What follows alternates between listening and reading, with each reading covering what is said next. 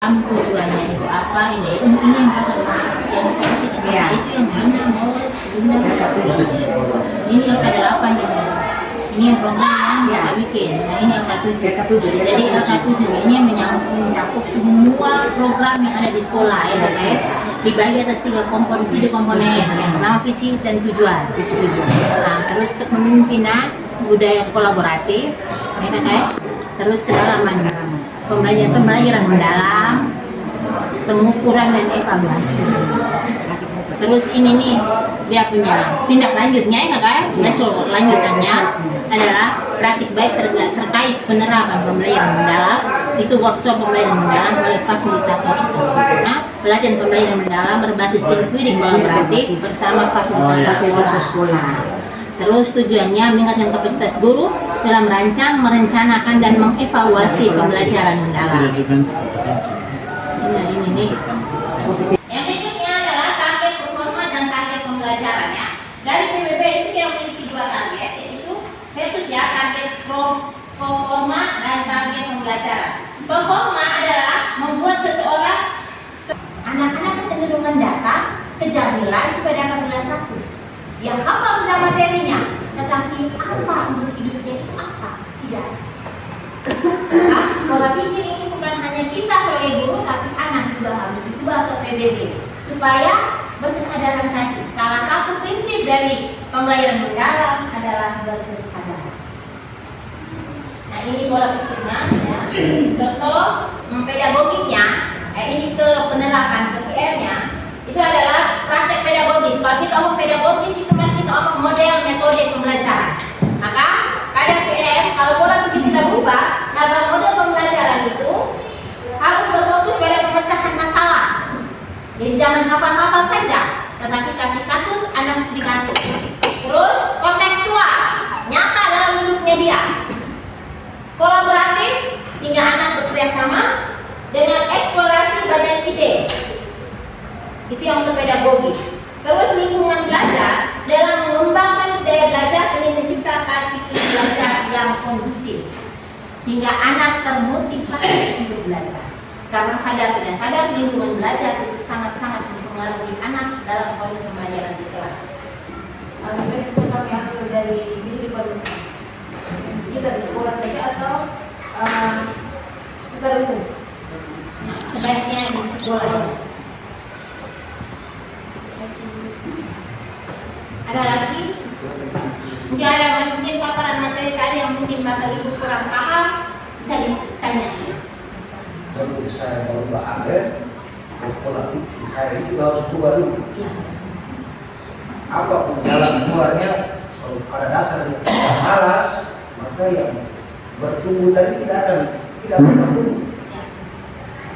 Ini sebelum kita merubah orang lain, kita dulu yang harus berubah.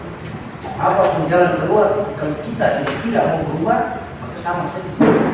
Mungkin justru tidak ada. Saya juga kadang-kadang begitu. Iya. Contohnya itu soal PPB-nya, PPT-nya, pas sudah tidak ada ini, saya ikut saja. Tapi seharusnya PBB apa? Maksudnya itu. Sudah ada dan tidak ada, saya tetap. Setelah saya menelusuri perjalanan Agan di bulan Oktober itu 13 kali apa?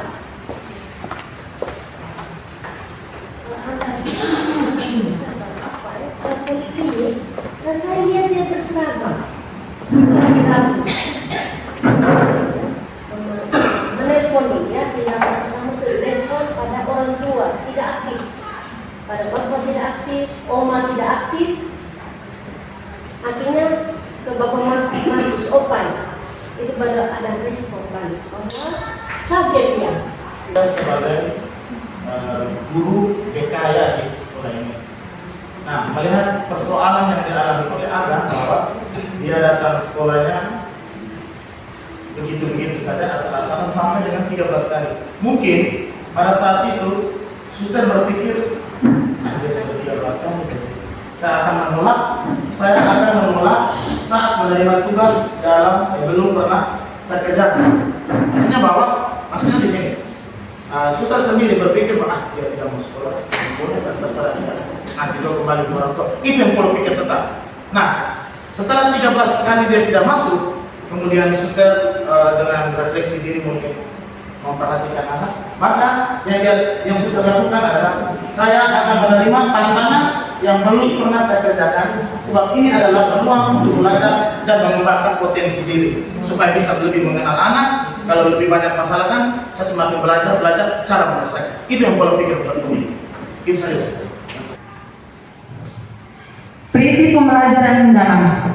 Ada beberapa landasan atau prinsip penting yang memastikan proses belajar berjalan efektif. Ada 3 prinsip. Yang pertama, berkesadaran. Yang kedua, bermakna. Dan yang ketiga, mengembirakan. Dari ketiga prinsip ini saling melengkapi dalam membangun pembelajaran mendalam bagi peserta didik. Maka ketika anak menunjukkan sikap dan tindakan-tindakannya tidak itu, saya punya kewajiban untuk menegur, sehingga pembelajaran kita itu berkesadaran, bermakna dan menggembirakan. Ketika di dalam kelas sikap saya tidak menggembirakan dia, selesai saya panggil, anak minta maaf kepada suster tegur kelas. Saya punya satu orang yang di dalam otak saya, orang biasa anak mereka bilang, suster aja masuk itu tidak bernapas. Tetapi ketika dia sudah dari manusia, suster terima kasih karena saya di rumah itu duduk sebaik kaki mau taruh di kepala ke kepala di kaki. Saya mau bilang persen ada yang tahu kamu jadi manusia itu urusan kamu. Ya, kalau kita berbicara soal pengalaman belajar, itu kaitannya dengan yang pertama adalah taksonomi Bloom, kemudian yang terbaru sekarang adalah taksonomi Solo, Structure of Learning Observer.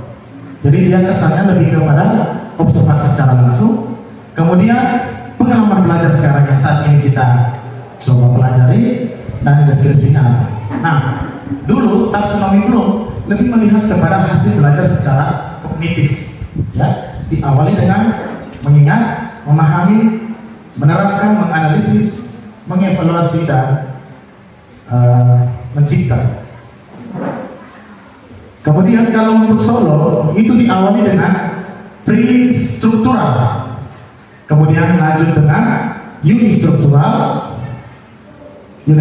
kemudian lanjut lagi multistruktural, relasional, sampai kepada berpikir abstrak atau extended abstrak.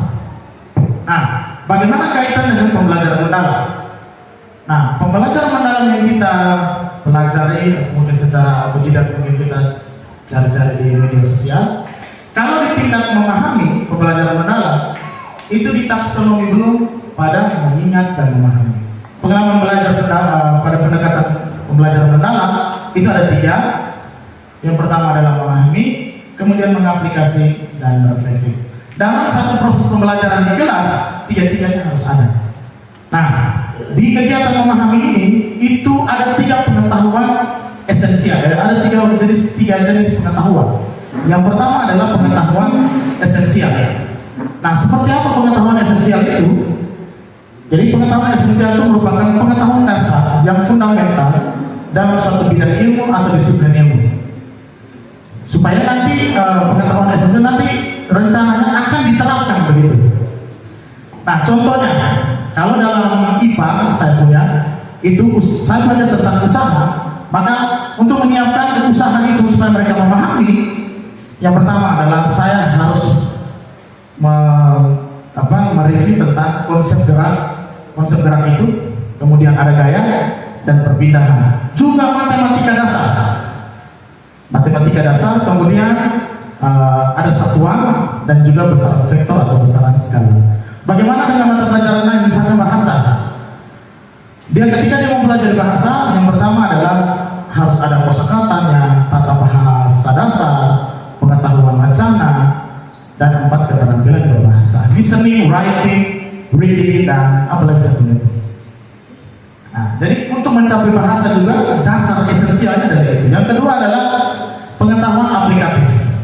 Nah, kalau pengetahuan aplikatif ini dia berfokus pada penerapan konsep. Biasanya kalau yang ini enaknya kalau di kelas 8 atau di kelas 9 karena mereka sudah dapat di kelas 7. Itu yang paling enaknya di sini, aplikatif. Jadi pengetahuan yang berfokus pada penerapan konsep, teori, atau keterampilan dalam situasi nyata. Nah, contohnya di bahasa juga. Jadi bahasa memahami cara menggunakan keterampilan menulis untuk membuat laporan atau bahan presentasi yang efektif. Asalkan kosakata atau keterampilan tadi dia sudah kuasai, gitu. Dan karakter pengetahuan yang berkaitan dengan pemahaman tentang nilai-nilai moral, etika, budaya, dan kemanusiaan yang berperan penting dalam membentuk kepribadian, sikap, dan perilaku seseorang. Nah, kalau dalam bahasa di sini memahami cara menggunakan bahasa untuk membangun hubungan baik. Yang berikut bisa juga menghindari konflik serta menunjukkan empati dan kepedulian. Sebagai acuan kami yang kami buat contoh adalah materi konteks. Ini materi bahasa Inggris kelas 9 chapter 2. Materi ini sebenarnya sudah didapatkan ketika peserta didik berada di kelas 8. Tentang assessment as learning dengan assessment for learning. Terus yang terakhir assessment of learning. Akhirnya kami sampai searching artinya dalam bahasa Inggris dan ternyata ini orang Inggris sendiri yang jelaskan. As itu ke anaknya. Kalau for learning itu yang formatif tadi. Sebagai informasi untuk kita untuk menentukan strategi ke depannya itu bagaimana. Sedangkan assessment for learning itu untuk mencapai hasil belajar anak yang kita kenal dengan namanya assessment sumatif. Identitas sekolah, sertifikasi Gabriel, nama guru, BKS Santral. Inti itu adalah memahami, bermakna dan menggembirakan. Stimulation, siswa membaca kitab suci dan mengamati video pembelajaran tentang peran Roh Kudus bagi murid Yesus.